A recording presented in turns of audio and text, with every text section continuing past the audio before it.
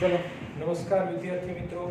હવે આપણે ધોરણ 11 સાયન્સ બાયોલોજીની શરૂઆત ચેપ્ટર નંબર 8 યુનિટ 3 થી કરવાની છે। ચેપ્ટરનું નામ છે કોષ જીવનનો એકમ, cell the unit of life. આ ચેપ્ટરનું નામ છે। આ ચેપ્ટરમાં આપણે કોષ અને એની રચના વિશે વધારે માહિતીઓ મેળવીશું। સૌથી પહેલા આપણે શરૂઆત કરીએ કોષ। તો આપણે જાણીએ છીએ કે કોષ વગર જીવન શક્ય છે નહીં। કોષ વગર જીવન શક્ય નથી, એટલે સજીવ અસ્તિત્વ ધરાવી શકે। દરેક સજીવ છે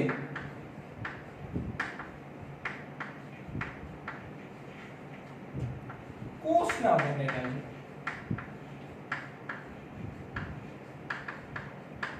તો કોષની વ્યાખ્યા આપણે શું આપી શકાય? એટલે આપણે દાખલા તરીકે એક ઉદાહરણ લઈએ કે આપણી જે બિલ્ડિંગ છે, એ સ્કૂલ બિલ્ડિંગ હોય કે ઘરની બિલ્ડિંગ હોય, એ શેની બનેલી છે? તો ઈંટ અથવા તો પથ્થરની ગોઠવણી કરવાથી બને છે। જે રીતે આપણા જે બિલ્ડિંગ છે એનો રચનાત્મક એકમ ઈંટ થશે, એમ દરેક સજીવનો રચનાત્મક એકમ કયો હશે? કોષ હશે। ખ્યાલ આવે છે? એ જ રીતે આપણા શરીરની જેટલી બી દેહધાર્મિક ક્રિયાઓ થાય છે, આ દેહધાર્મિક ક્રિયાઓ માટે જવાબદાર પણ કોણ છે? કોષ છે। તેની વ્યાખ્યા આપણે કેવી રીતે લખી શકાય કે સજીવનું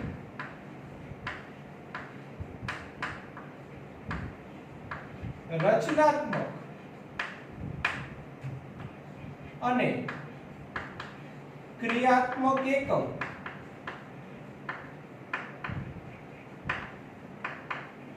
ને કોષ કહે છે। વ્યાખ્યા શું થશે? સજીવનો રચનાત્મક અને ક્રિયાત્મક એકમ એટલે કોષ કહી શકાય।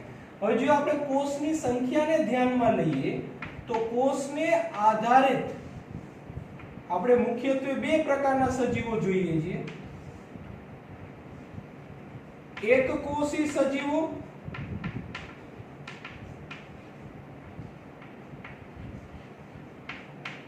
અને બીજા આવશે બહુકોષીય સજીવો।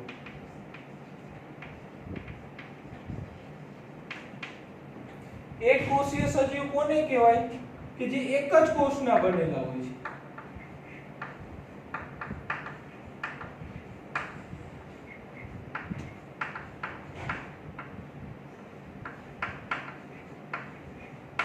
બહુકોષીય સજીવ કોને કહેવાય? એક કરતા વધારે કોષોના બનેલા હોય।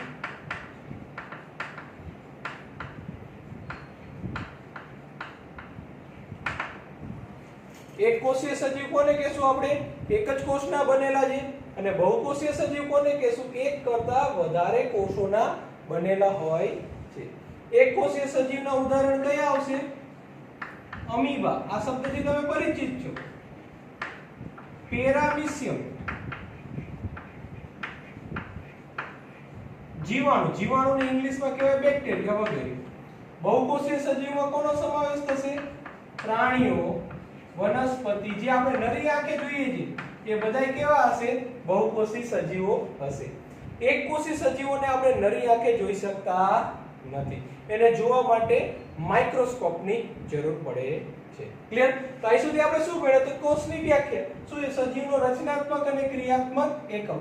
રચનાત્મક એકમ એટલા માટે કે રચના માટે જવાબદાર છે, અને શરીરમાં ચાલતી બધી ક્રિયાઓ માટે જવાબદાર કોષ છે, એટલે આપણે એને શું કહેશું? ક્રિયાત્મક એકમ। કોષને અનુલક્ષીને બે પ્રકારના સજીવ હોય છે, એકકોષીય અને બહુકોષીય। એકકોષીય સજીવ એક જ કોષના બનેલા છે, બહુકોષીય સજીવ એક કરતા વધારે કોષોના બનેલા હોય છે।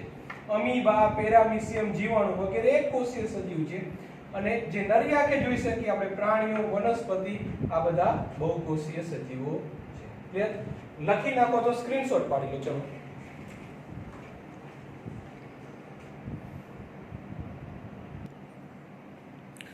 ચલો લખાઈ ગયું।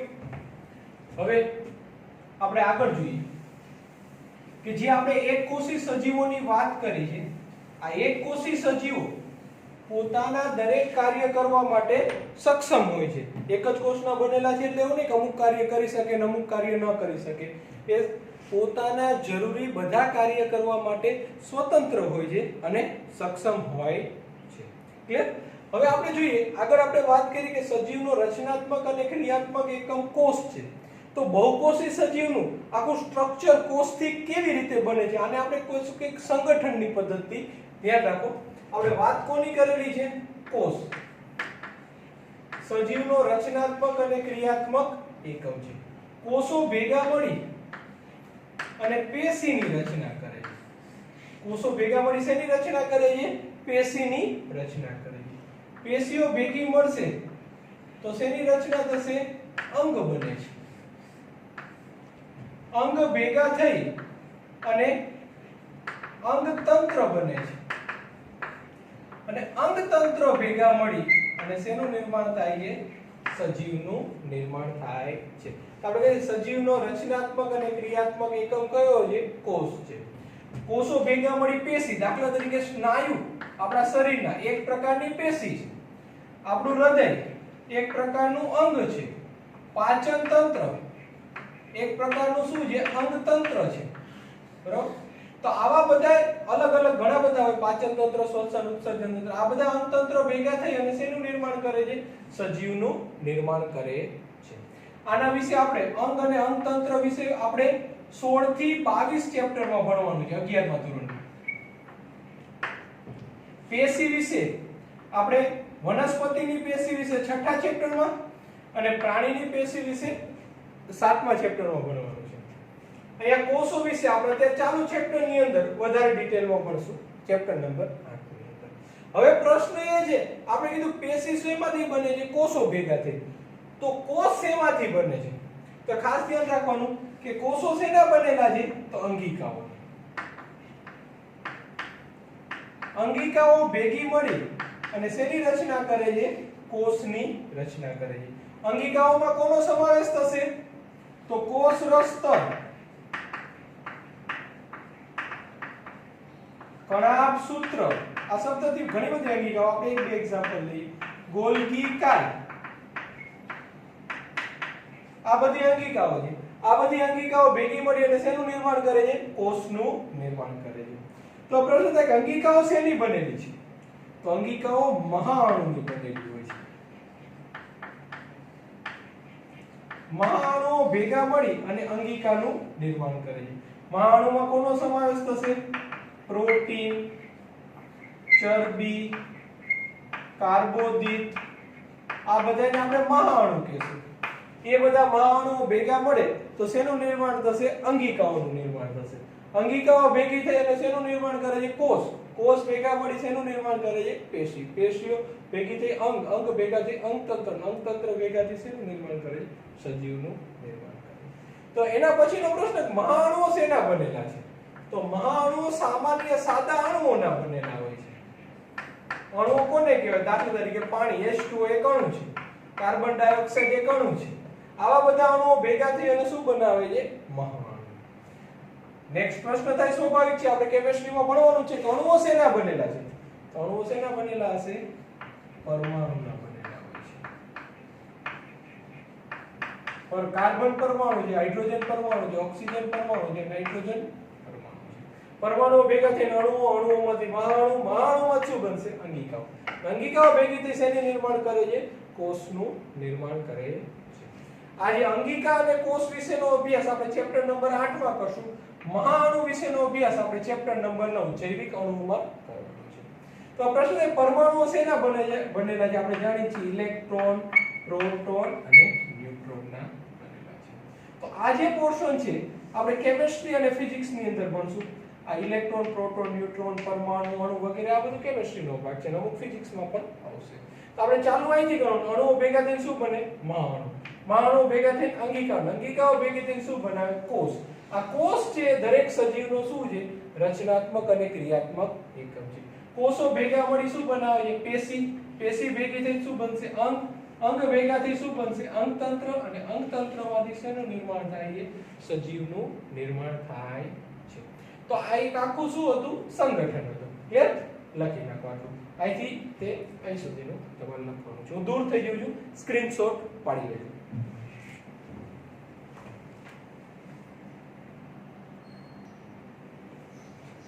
હવે આપણે કોષની શોધમાં અલગ અલગ વૈજ્ઞાનિકોનો ફાળો જોવાનો છે. આપણું હેડિંગ શું હશે? વૈજ્ઞાનિકોનો ફાળો.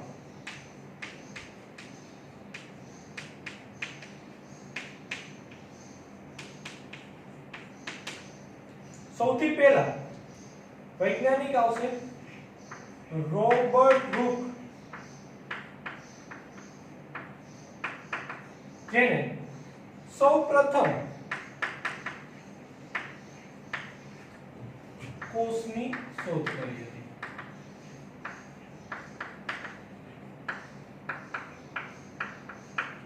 હવે આ જે ગાળો હતો એ 1665 નો હતો. આ કયા ગાળામાં થયું હતું? 1665 માં. કેવી રીતે? તેમને એક વૃક્ષની પાતળી ચીર લીધી. એક વૃક્ષની જે છાલ, વૃક્ષની છાલની પાતળી છે. વધારે સ્પેસિફિક લખવું હોય તો વૃક્ષની જે છાલ હોય, છાલની પાતળી એક ચીરી લીધી, એક નાનો એક કટકો લઈ લીધો અને એને પ્રાકૃતિક માઇક્રોસ્કોપમાં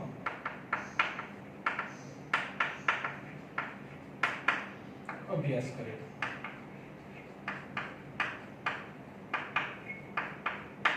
તો એમને નાની ખાનાઓ જેવી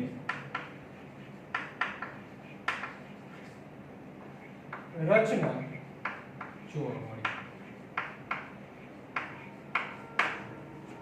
એમને શું કર્યું? એક વૃક્ષની પાતળી જે છાલ હતી એને પાતળી ચીર લીધી, એને પ્રાકૃતિક માઇક્રોસ્કોપમાં મૂકીને અભ્યાસ કર્યો.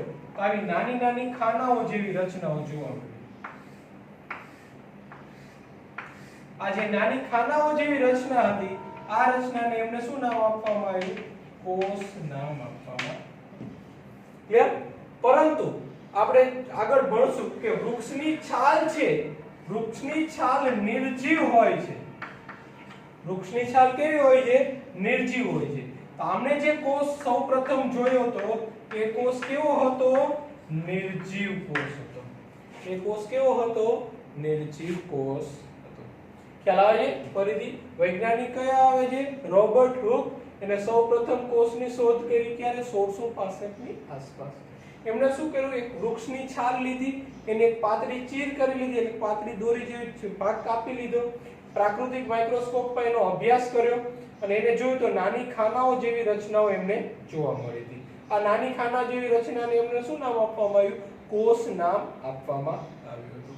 પરંતુ આમને કરેલો અભ્યાસ કયા કોષનો હતો? નિર્જીવ કોષનો હતો. ક્લિયર? ફોટો પાડી લો, સ્ક્રીનશોટ જોઈ લો. હવે આગળ જોઈએ. બીજા વૈજ્ઞાનિક આવશે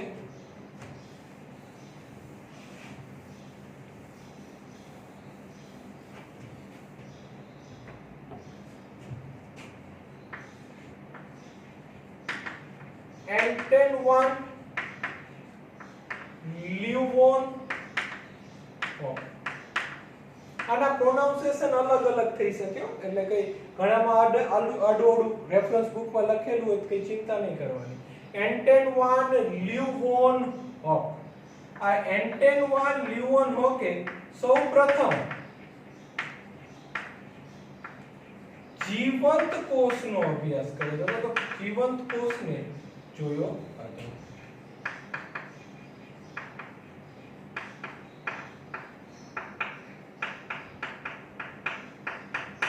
અને સૌપ્રથમ કયા જીવંત કોષને જોયો? તો અહીં MCQ માં ધ્યાન રાખવાનું. તો બે ટાઈપના MCQ હશે. સૌપ્રથમ કોષની શોધ કોને કરી? Robert Hooke. અને સૌપ્રથમ જીવંત કોષ કોને જોયો હતો? એન્ટન વાન લ્યુવોનહોફ નામના વૈજ્ઞાનિકે. અને એક ત્રીજો વૈજ્ઞાનિક આપણે જોઈએ. આગળ નામ હતું એ તે રોબર્ટ બ્રાઉન. કયા વૈજ્ઞાનિક આવશે? Robert Brown. રોબર્ટ બ્રાઉન એ ઓલી ખાના ખાના જેવી રચનાઓ હતી એને ફરીથી જોઈ. ના ખાના ખાના વાળી રચનામાં એમને વચ્ચે એક ઘટ બિંદુ જોવા મળ્યું. આ ઘટ બિંદુને એમને શેનું નામ આપ્યું? કોષ કેન્દ્ર નામ આપ્યું. એને શેનું નામ આપ્યું? કોષ કેન્દ્ર. તો આપણે શું કહીએ? રોબર્ટ બ્રાઉને કોની શોધ કરેલી હતી? કોષ કેન્દ્રની શોધ કરી. તો ત્રણ વૈજ્ઞાનિકોનો ફાળો જોયો આપણે. રોબર્ટ હુક, એન્ટોન લ્યુવનહોફ અને રોબર્ટ બ્રાઉન. ક્લિયર? લખી નાખો આ બંને.